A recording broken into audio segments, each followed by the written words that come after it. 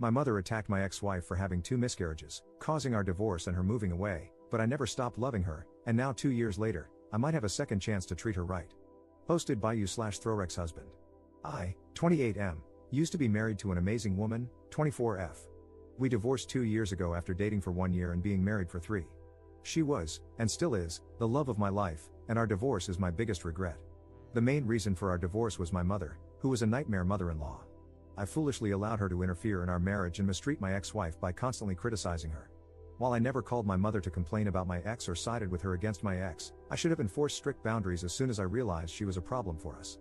I did go no contact with my mother twice, during my ex-wife's miscarriages, because I wanted to shield her from additional stress. However, during the second miscarriage, my mother found out about it by reading some texts on my sister's phone. She also discovered through those texts that it was our second miscarriage, and she went ballistic. My mother showed up at our home, and instead of turning her away immediately, I made the mistake of taking her into the living room to try to calm her down and explain things. My ex-wife, who was upstairs resting, was unaware that my mother was there. My mother pretended to calm down, but when I went into the backyard to bring our cats inside, she went upstairs, woke my ex-wife, and screamed at her for ruining my relationship with her. She also made horrific comments about my ex-wife being barren. By the time I got upstairs, 5 minutes later, as the cats weren't cooperating, my ex-wife was in tears. I kicked my mother out immediately, but that incident was the final straw for my ex-wife, and we split up a month later. We agreed to remain friends and acknowledged that we still had feelings for each other, but the relationship was no longer beneficial to her. After the divorce, she went to stay with her father in the UK and ended up getting a job through one of his friends. The divorce devastated me. I went no contact with my mother and started therapy, which helped me understand that my relationship with her was toxic. I learned strategies to manage communication with her, and now we're low contact, only speaking at family events. According to my siblings, she still doesn't see what she did wrong, so I have no plans to move beyond low contact with her. I've never moved on from my divorce. In fact, I think I'm even more in love with my ex-wife now than I was before. I haven't dated anyone else, and she's constantly on my mind. During the first 6 months of her living in the UK, we didn't speak. However, on our wedding anniversary, she sent me a text that read, "Happy anniversary," insert nickname she used to call me, followed by, "I thought we agreed to stay friends, loser." After that, we started texting each other occasionally, for example, on my birthday, her birthday, and my brother's birthday. For my brother's birthday, she sent his gift to my house, and I passed it on to him. Quick note, my brother is gay, and he and my ex have been best friends since childhood. He's the one who set us up on our first date, so there's no weirdness here. In her second year away, our communication became more consistent, resembling a typical friendship. During one conversation, I told her about the therapy I'd undergone after she jokingly asked if I'd cut the umbilical cord yet. She also told me about 2 men she had dated and how those relationships ended. I wasn't weird about it, but it made me realize how much I missed her and how much I still loved her. That night, I couldn't stop thinking about how I had ruined things. I still have our wedding rings and her engagement ring. Due to recent world events, she hasn't been able to visit anyone in the US, but she's moving back in October. I was actually the first person she told. Everyone in our circle is excited, and my brother is organizing a homecoming party for her. The party will likely be hosted at my house, our former marital home, because I'm the only one in the group who lives alone. My brother recently asked me if I'd consider hanging out with her one-on-one after she moves back. I wasn't planning to ask her, but now it's all I can think about. Since they're best friends, I wonder if she might have put him up to it, similar to how she asked him to set us up when we first started dating. I asked my sister for advice, and she said I shouldn't ask her to meet up and should wait for her to take the lead if she wants to. I do think she might still have feelings for me because, during one conversation about one of her breakups, she said, "None of the men over here can handle me like you can." However, her humor is generally flirtatious, so I can't be sure. I'd love an outside perspective. Would asking her out be the right thing to do? Thanks for reading. Edit. You've all convinced me to ask her now instead of waiting until October. It's late here in the UK right now, but I'll call her tomorrow. Thanks for all the encouragement. Edit. I wanted to clarify what I meant by low contact since I know everyone interprets it differently. The low contact I have involves only saying happy birthday to each other in the family group chat. We're never the first to say it to each other, and the conversation doesn't go beyond that point. Whenever she approaches me at family events, which doesn't happen often anymore, she usually asks how I am and for updates on my life. I give her one-word answers and greyrock the rest. My therapist refers to this method as civil no contact, which I think is a more accurate term. She initially freaked out about no contact when my ex-wife first left and regularly blew up my phone. Low contact has been more peaceful. I'm aware this will likely change if my ex-wife and I get back together, and I'll be working with my therapist to create a plan for every possibility. I plan on returning to no contact after the phone call tomorrow, and I want to make it as safe and peaceful as possible. If a tiny bit of conversation is what it takes, I'm willing to do it. Update 1 day later. I asked if she'd like to come out to dinner with me when she gets back. She said yes. She even asked me what took me so long to ask, Lamau. She told me that if I hadn't asked her by the week before her return, she would have asked me out herself, so thank you guys so much for pushing me to call her. I feel like me making the first move is more meaningful, especially since I was the one who ruined our marriage. I'm literally on cloud 11 right now. We're planning to take things slow this time. We got engaged after 6 months the first time around, Lamau. I'm also going to be picking her up from THE airport. Should I bring her flowers? I also spoke to her about my mom. She was aware of the civil no contact arrangement I had, and she said she didn't mind if I kept it, but I made it clear that I don't want to anymore. I've only been tolerating my mom's presence for the sake of my siblings and their children at events, but I've decided to stop attending those events and instead celebrate important occasions with them separately. I'm hoping my nieces and nephews will harass my siblings about me being missing from their birthday parties so much that my siblings uninvite my mom, Lamau. I know I'm their favorite uncle. I apologized to her profusely, but she said she'd hang up if I kept apologizing, so I had to stop. I know this is just the beginning, and more apologies will definitely come as we start unpacking our failed marriage, so I'm trying not to max out her apology acceptance capacity just yet. She's also agreed to start couples counseling with me when she gets back. We even discussed the possibility of moving to the UK if we get married again. She mentioned wanting to stay in the town I'm currently in for the next few years because she's missed her family and friends here a lot. Her maternal family is here, but her paternal family is in the UK. Still, she said that moving back to the UK isn't completely off the table. I told her I'd follow her in a heartbeat, and she called me a nerd, Lamau. Our conversation lasted 2 hours, and she only had to go because she was taking her younger siblings out. Oh, and remember how I suspected my brother was hinting to me about her wanting me back? I was right. She admitted she'd been asking him to drop hints. I saw a comment earlier saying I should have just asked my brother to spell it out, but trust me, he's insanely annoying. I'd have to hold him hostage to get him to say anything. I know there's so much more to discuss in the month before she returns, and I'm putting together a priority list. Dealing with my mom is at the top of it. I told my ex-wife I wanted to sell the house so my mom wouldn't have my address, and I swear she wanted to reach through the screen and choke me. She loves the house and said I can't list it or even talk to a real estate agent until she gets a chance to look around again. Of course, I'm happy to oblige my queen. I also saw comments saying I shouldn't send my mom that email, the one explaining my boundaries and the consequences of breaking them. Since my ex-wife doesn't want to leave this town for the near future, and given how small the town is, it's likely my mom will run into us, either together or separately. I already run into my mom at least once a week, and we just ignore each other. I'd hope she has the decency to keep it that way, but she can't be trusted. If she crosses the line, I'm prepared to take legal action. Any advice on this is welcome. For now, my plan is to attempt total no contact in the month before my ex-wife returns. There are 4 family birthdays coming up, so it's the perfect time. My absence at all 4 events will definitely be noticed, and I'll get to see my mom's reaction. I'm also considering asking my brother and sister to sit her down and tell her not to bother me anymore, that I've decided to go fully no contact. I know some of you are mad at the civil no contact I've been doing, but it's helped me maintain the peace I needed for the past 2 years. However, I understand that everything will be different when my ex-wife is back.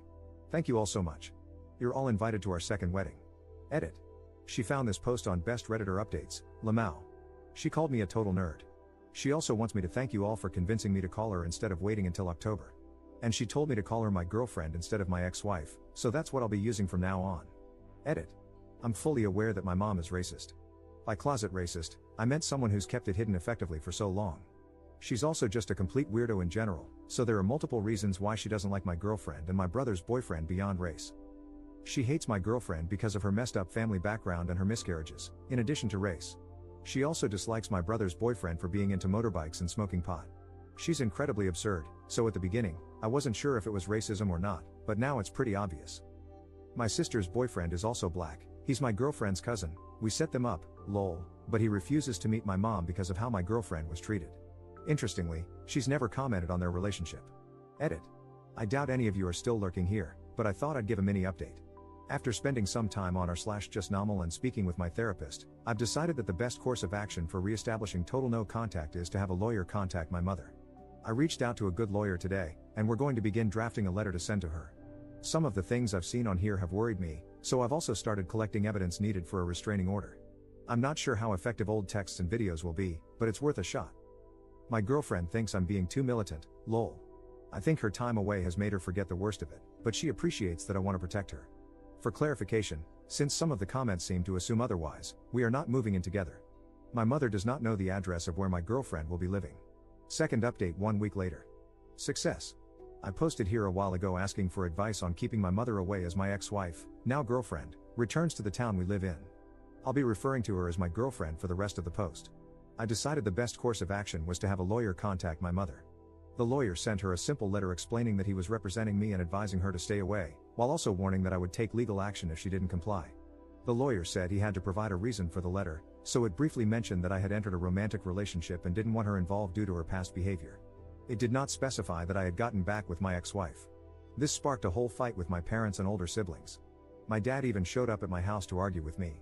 He kept going on about how hurt my mother has been during the 2 years I've been mostly no contact with her. There was no mention of what she had done to me and my girlfriend. I like my dad, but he's a complete pushover who does whatever my mother wants. I didn't tell him I was back with my girlfriend, but I did tell him flatly that my mother's insane behavior during my marriage is why I want nothing to do with her now. He pulled the classic "she's your mother, she loves you, and you're really hurting her" argument, but I didn't back down. I explained that because the town we live in is so small and I already run into her regularly, there's a high chance I'd run into her while I'm with my girlfriend. I told him I didn't want her to lose control, so having a lawyer warn her was the best way to avoid escalation. I made it clear that the ball is in her court. If she respects my no contact, then this won't need to go further, and we can all live peaceful lives. Eventually, my dad agreed with me. Before he left, I also told him never to show up at my house unannounced again. He promised to explain the situation to my mother and tell her that if she behaves, I won't take legal action. My older sisters have all called me to insult me, but I sent them the same text telling them to mind their own business, and the harassment stopped. It's been a day since all this happened, and my father said my mother agreed to leave me alone. While I can't completely trust her word, it's a start, especially since last time I tried to establish no contact, she went off the rails. I've already spoken to a realtor about getting my house on the market by mid-October. I'd like to sell it sooner, but my girlfriend wants to have a look around first, so I'm waiting. I plan to move to a neighboring town where I can keep my job, see my friends, and stay in touch with the family members I'm close to. I won't be attending any family events where my mother will be present. Missing my nieces and nephews' birthdays will be tough, but I'll visit separately to give them their gifts. So far, so good, it's been a tentative success. There's still a month before my girlfriend returns, so I have time to handle any issues that might come up before then. To clarify, my girlfriend won't be moving in with me, and my mother doesn't know where she'll be staying. Here's to more successes. Third update 1 month 1 week later. Hello, everyone. Sorry for keeping you all waiting. My girlfriend has been back for a week today, and it's been the best week of my life. I picked her up from the airport last Saturday. I brought her a gigantic bouquet of daffodils, and we both cried, lol. Seeing and hearing her again in person was so surreal because I'm so used to speaking to her over video calls. Her accent has become more British now, and it's so cute. The drive back to our town was challenging because I had to keep my eyes on the road, but I wanted to look at her the entire time. We had the homecoming party at my place, our old marital home, on Sunday, and it was amazing. It felt just like old times when we were still married and hosted our friends. She stayed to help me clean up with my brother and, unfortunately, her older brother too, who does not like me. She wanted to come over and have a look at my house before I put it on the market, and we did that on Tuesday. It was extremely emotional, and we both ended up crying, especially when we got to the master bedroom. When she left, I moved my things into another bedroom, locked up our old shared bedroom, and basically forgot about it. I only went in about once a month to clean it, but other than that, it stayed locked. Our old rings, a few things she had left behind, and some items that were too painful for me to look at, like framed photos we had together, were in there.